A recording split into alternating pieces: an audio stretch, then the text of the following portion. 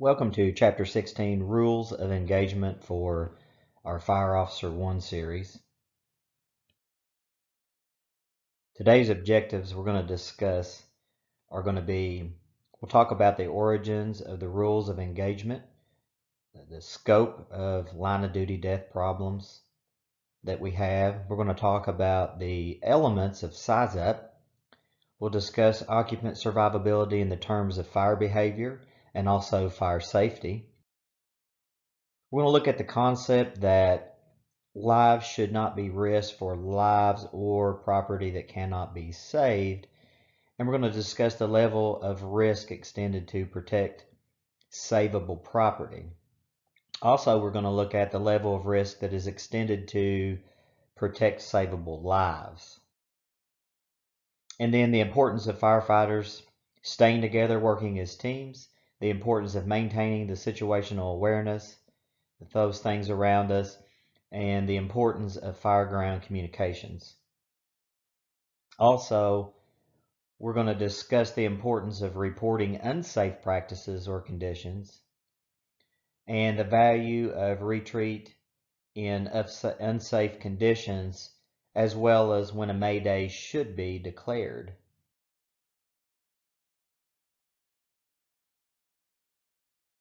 So with our rules of engagement for structural firefighting is some rules to kind of live by, to kind of go by, and to get us thinking down on the path of how can we reduce line of duty deaths, firefighter line of duty deaths along this path. And we know that our job is inherently dangerous. There is risk to being a firefighter and to doing our job correctly.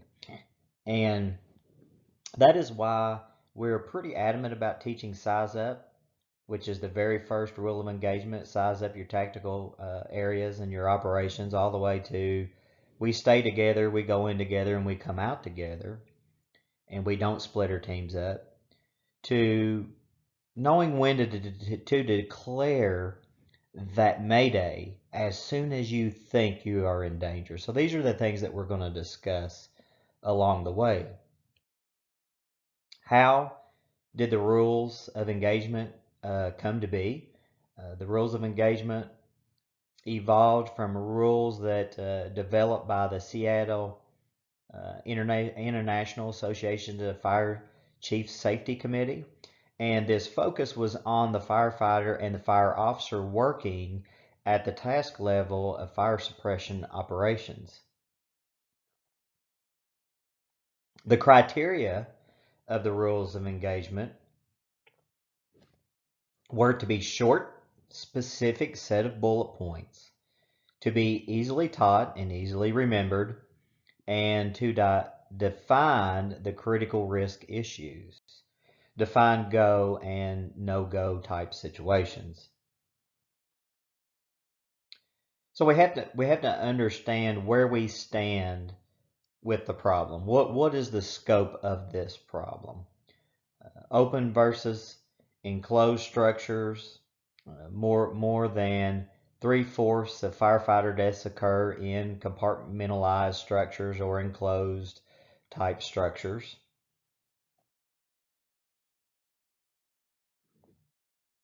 So Captain Stephen Marsar explored the concept of survivability profiling, and he looks at total firefighters killed in the line of duty. Then we look at the total firefighters killed in structure fires, and then we are comparing that to civilians killed in the same structure fires as firefighters. And so we see this profiling, and from this profiling, Captain Stephen puts together that when are we risking? Are we risking unnecessarily at times given the information that we have?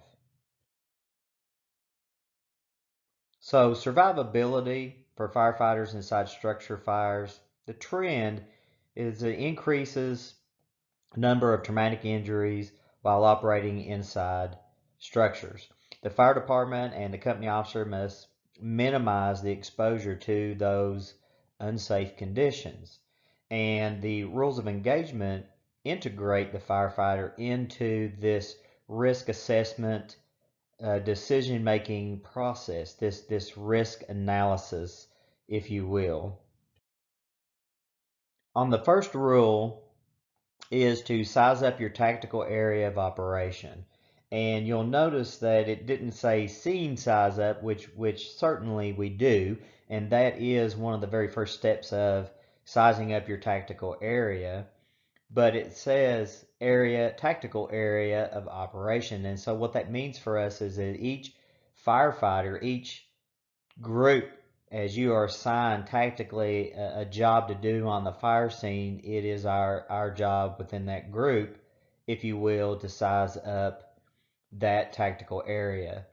And so the objective of it is to cause the company officer and the firefighters to look over their specific areas of operation, to evaluate their risk exposure, and then determine a safe approach to complete those objectives. The lack of complete size up oftentimes is the contributing factor in firefighter deaths. The fire attack crew should size up the total situation within their line of sight before they begin operations. The first arriving company officer or team leader must cover each side of the fire ground. And this is that initial scene size up that we've been talking about throughout class. The second rule is to determine the occupant survival profile. And we want to look at our scene size up and what we're given, what the structure and the smoke and everything looks like, how much is involved to make a decision on the survivability of any occupants that may be still inside the structure. And so the objective of this is to cause the company officer and firefighter to consider 5 conditions in relation to possible occupant survival of a rescue event. The essential component in size up is to determine whether or not any occupants are trapped and can they survive. If survival is not possible, a more cautious approach to fire operations then must be taken. And there's been a lot of argument in the past. I've heard a lot of argument on this, and we have to go by the information that we're given, whether it's information that we are gathering from the scene by sight, smell, hearing, sight, those kind of things, or what people are telling us that are on the scene. And we take this information together, put it together, and we make a good informed decision on are there occupants inside and are they savable. Today's smoke, we know, is more toxic. When making the decision to conduct search and rescue operations, we have to think about growing fire conditions. We have to think and know that fire doubles nearly every minute, that it is left unchecked. We have to gather in and take in the resources that we have on scene, and also the time that's going to be needed to complete this rescue. And we have to take all of this and we have to put it together in order to make an informed decision. The third rule is don't risk your life for lives or property that simply can't be saved.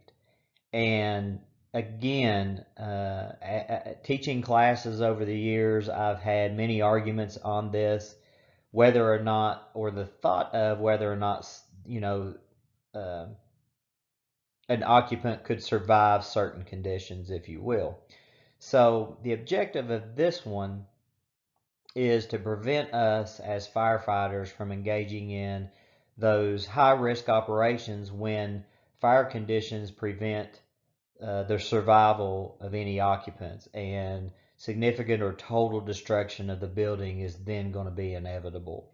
These are the fires that we're arriving on scene that are well involved, that we may or may not have reliable information of somebody trapped, but it's simply the conditions now on the inside of any part of the structure is non-survivable.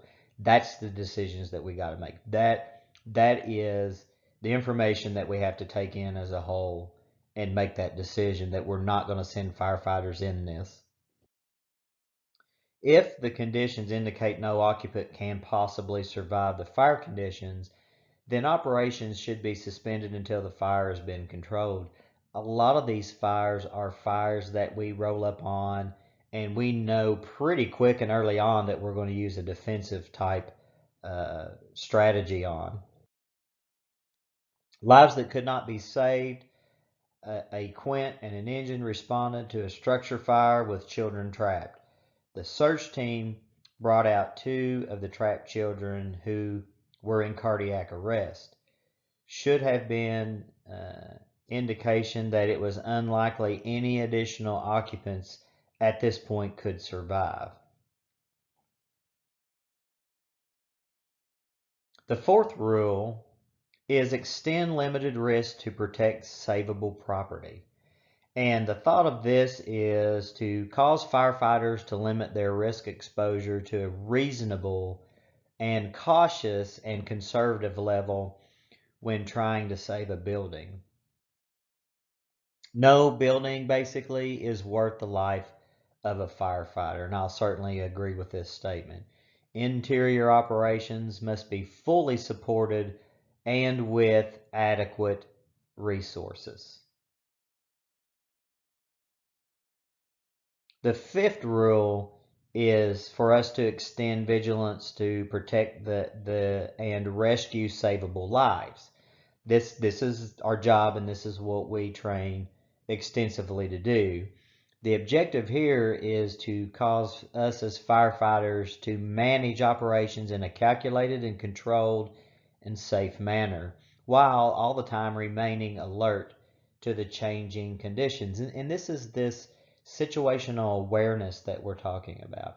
This is the constantly sizing up tactical operations. Be vigilant on a scene. Pay attention to radio traffic. Pay attention to what's going on. I've been a long time advocate, and if you've served under me, you'll know that one of my pet peeves is talking and joking on the fire scene at the wrong time. And that's standing around as a team while you haven't been assigned, and then carrying on full conversations and not paying attention to the radio, not paying attention to the scene. And oftentimes I find this out when I'm hollering on the radio for an officer to come do a task, and they don't answer me within the first two couple times that I mark up on the radio. I'm getting upset, and that's usually I'm looking at them from across the way, seeing them talking and not paying attention. During search and rescue operations, crews must remain vigilant and measured. Again, all teams need to remain vigilant and measured during these processes. Again, be vigilant. Members should continually assess fire conditions. Members of the teams should continually assess smoke, read the smoke from the color to the velocity, how it's coming out, all of these things each team member in the group needs to pay attention to at all times. When conditions deteriorate, the situation can happen very rapidly, and this is what we have to understand. And again, this is one of the reasons why that we stay vigilant, that we maintain our situational awareness during the process, and look at, and we're able to determine when things are deteriorating and when it's happening rapidly. Firefighters must remain aware of changing conditions. And again, I will tell you as a company officer, I will tell you as a chief officer, stay vigilant, pay attention until you're in rehab. Pay attention to what's going on the fire scene. The 6th rule is go in together, stay together, and come out together. This is a rule that we seem to want to bend quite often. And again, I'm a firm believer in keep your team integrity. Go in together, stay together, come out together. This is something that company officers have got to enforce. It is too easy for somebody's low air alarm to go off. They'll say, I'll go out by myself, and you guys or gals keep on working. Folks, it does not work that way. It does not work that way. Go in together, stay together, come out together. The objective of this is to ensure that firefighters always enter a burning building as a team of 2 or more members, and that no firefighter is allowed to be alone at any time while entering, while operating in, or while exiting a building. And listen, this goes back to line of duty deaths that have happened because people have separated themselves from their team in an effort to get out, get an air cylinder changed, and never made it out. And they died for it. They became a fatality. And this is what we're trying to prevent. Situations when a firefighter is alone in a burning structure, they become separated from their crew. Okay? A single firefighter is working on their own, freelancing, if you will, doing whatever they want to do, which we discourage. It may be a firefighter that's entering a structure alone. Hey, as chief officers, as company officers, as an incident commander, when we see this going on, we've got to stop it. Firefighters that are leaving when their low air SCBA air alarm is going off without the rest of the team as well. Crew integrity is critical for survival. Stay together in teams of 2 or more, and strictly prohibit freelancing on the inside and on the outside. If a firefighter becomes separated, he or she must immediately communicate with the company officer or the firefighter's partner. And at which point, if that does not happen and um, they cannot communicate with that company officer or partner quickly, then it's time to call that Mayday call. You're lost, you're disoriented, so we can find you.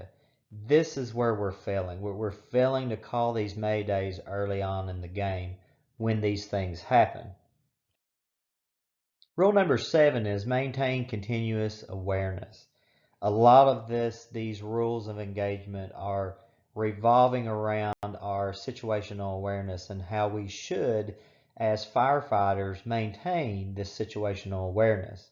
The objective with this rule is to cause us as firefighters and company officers to maintain that constant situational awareness of our air and our SCBA, where they are in the building, where we are uh, when things are happening, things that may affect the risk and the safety. These are all the things that we have to constantly stay aware of. Some of the major factors in firefighter deaths: one is running out of air, getting caught in rapidly deteriorating conditions. Running out of air is something that we can control. Know your limits.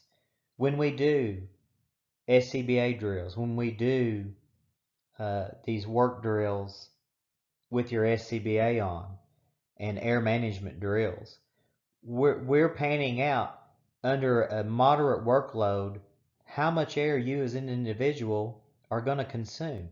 Know that going into a working fire. And when that low air alarm sounds, it's time for your team to get out. Um, and then becoming disoriented and lost. Again, one of the primary situations that we find ourselves in that we're not calling Mayday procedures fast enough.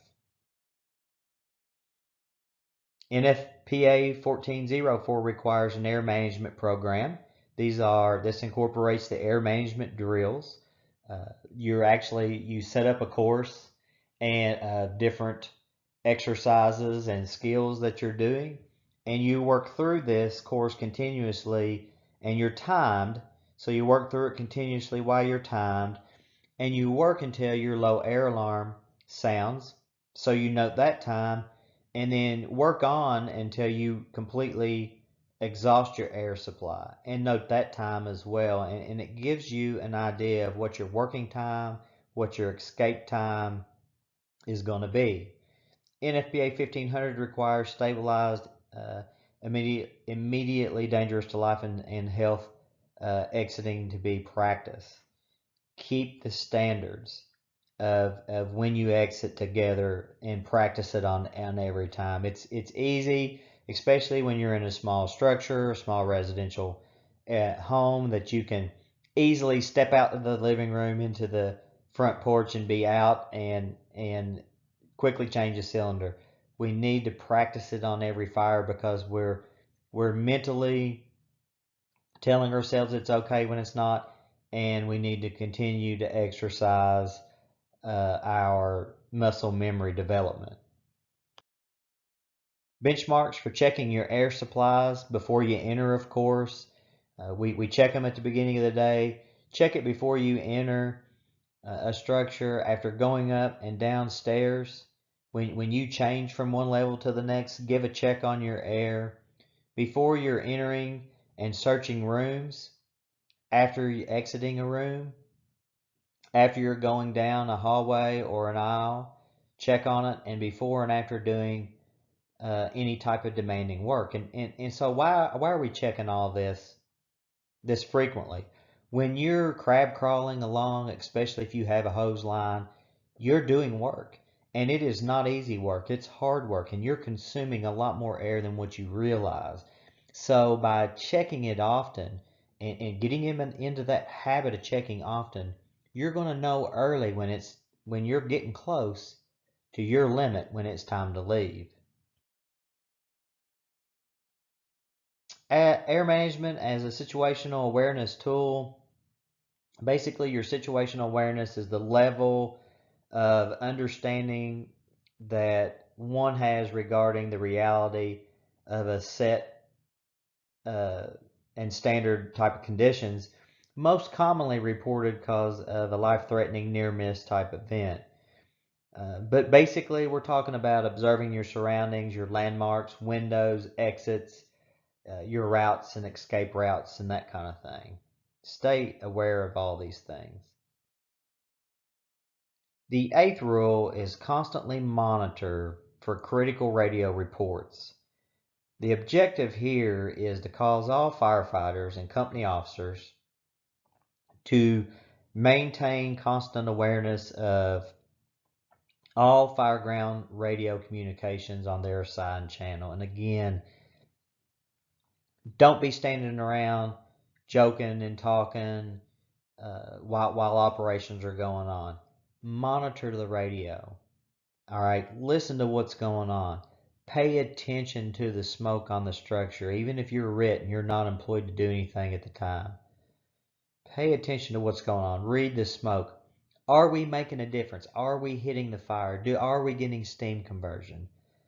All of these things run through your mind, and stay vigilant. Every firefighter in the hazard zone should have a portable radio. This is something that, in the past with volunteer fire service, we have struggled with. I think we've gotten a lot better on it, but we really need a radio in every firefighter's hand, however we can do that. The company officers should provide supervisors with progress reports. Yes, we found the fire, we're hitting the fire, we're hitting the seat. Things are getting worse, it's getting hotter, we're not seeing anything on the cameras. Things like that we need to keep the incident commander informed of. The ninth rule, you are required to report unsafe practices or conditions. The objective here is to prevent company officers and firefighters from engaging in unsafe practices or an exposure to an unsafe condition, and to allow any member to raise an alert about a safety concern without penalty. And, in the past, we're real good at stigmatizing things in the fire service, and we get on to one another when this, that, and the other happens. But this is one area that we need to stay vigilant on, is the practice of allowing anybody to bring out a safety concern without any penalty. The company officer must minimize firefighters' exposure to unsafe conditions and stop unsafe practices. A high percentage of errors on the fire ground happen when individuals fail to intervene in unsafe situations.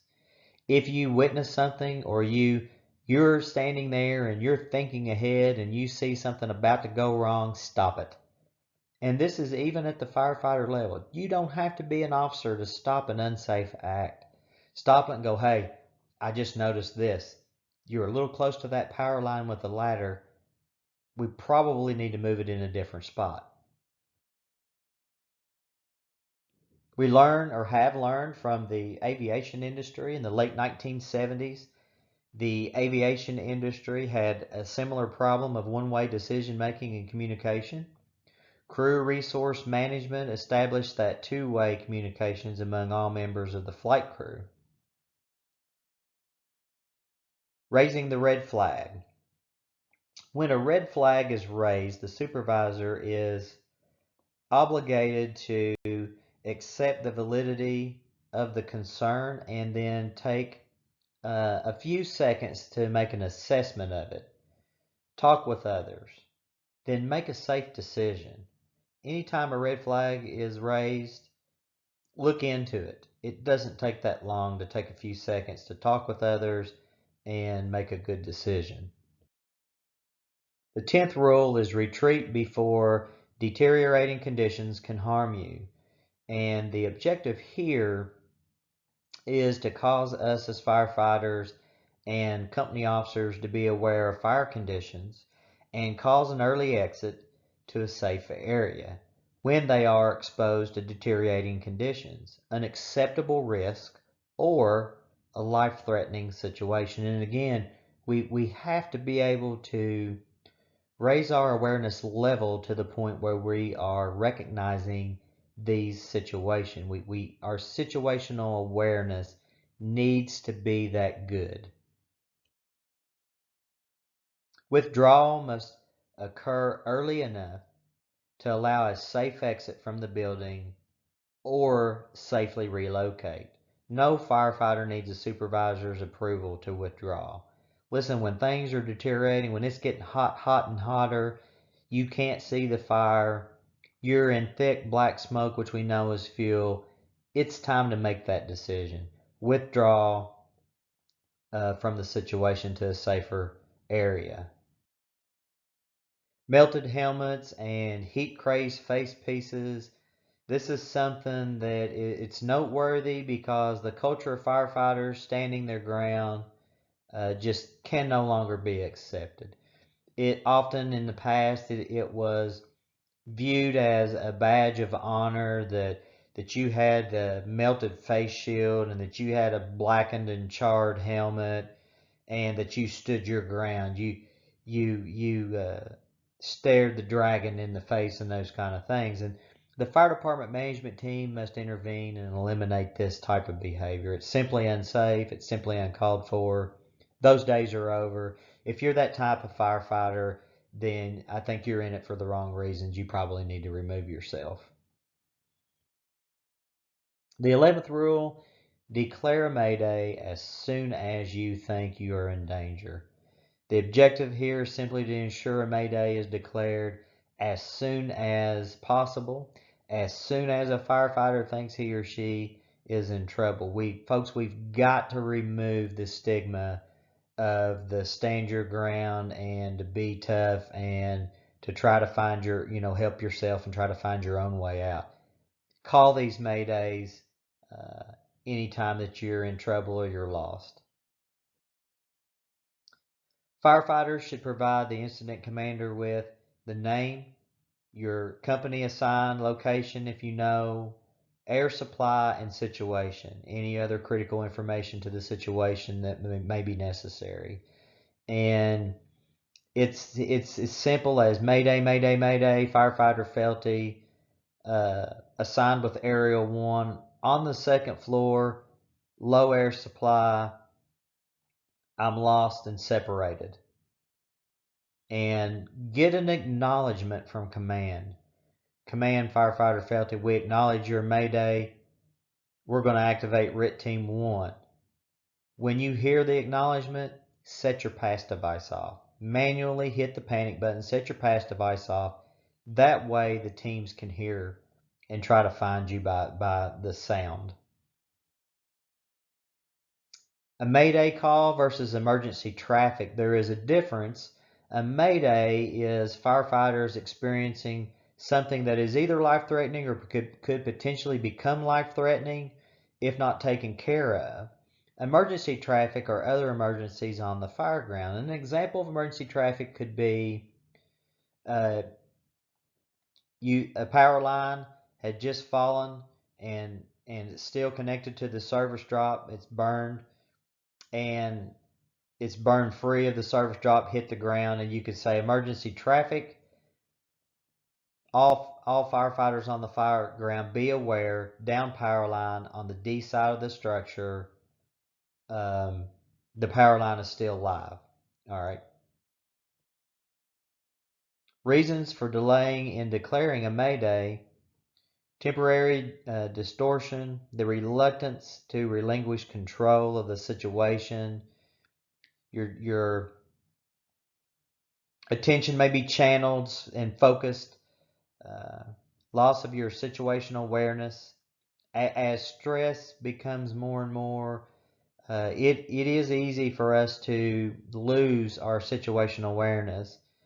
And then the biggest thing, the last bullet point on here, is the fear of the unknown or retribution. And this is, where we bring back the stigma of making fun of one another and that kind of thing. And so the fear of this causes people to try to find their own way out before, well, if nobody knows, they won't make fun of me. This is what we have to remove from the fire service, that type of attitude and that type of mentality. Reasons for delay in declaring a Mayday again: lack of procedural knowledge, literally forgetting how to declare a Mayday. This is something that we should practice every year. Actually giving Maydays, as silly as it sounds, including all the information and making sure that everybody understands and knows how to do this. Attempting to fix the problem themselves is another delay. Simply pride. I'm going to get myself out. I don't need help. And maybe even denial. Well, it'll be fine. I don't need help. I'll eventually find the hose line. So the rules of engagement were developed by the International Associations of Fire Chiefs, and this was to help us recognize and reduce the line of duty deaths through these concerns. More than 3/4 of disoriented deaths occur in a closed structure. Firefighters are much more likely to die in fires than civilians are. The fire department should minimize firefighter exposure to unsafe conditions. It's all of our job and duty to see to this. An essential component in the size up is to determine whether any occupants are trapped and can survive. Many factors must be considered when deciding to conduct search and rescue. Is this structure in these conditions survivable at this point? Is it? If not, then we're not going to send people in to do a search and rescue when we know it's too late. During search and rescue, our crews must remain alert to changing conditions. Crew integrity, again, is critical to survival. We've got to stay together, not allow people to leave the team by themselves. Our air supply with our SCBAs and our portable radio are basically our life support system when we're working in these immediately dangerous to life and health atmospheres. The nature of firefighting nearly always places the crew in an area of risk. When a red flag is raised, the supervisor must accept that concern and look into that concern. The culture of firefighters standing their ground cannot be tolerated and accepted any longer. We've got to get a handle on this culture and make this cultural change. Training must emphasize the immediate declaration of maydays when we are facing life-threatening situations. We have simply got to evolve and change this culture in the fire service, and we've got to get our firefighters uh, clear on how to do a mayday and when we should be doing a mayday.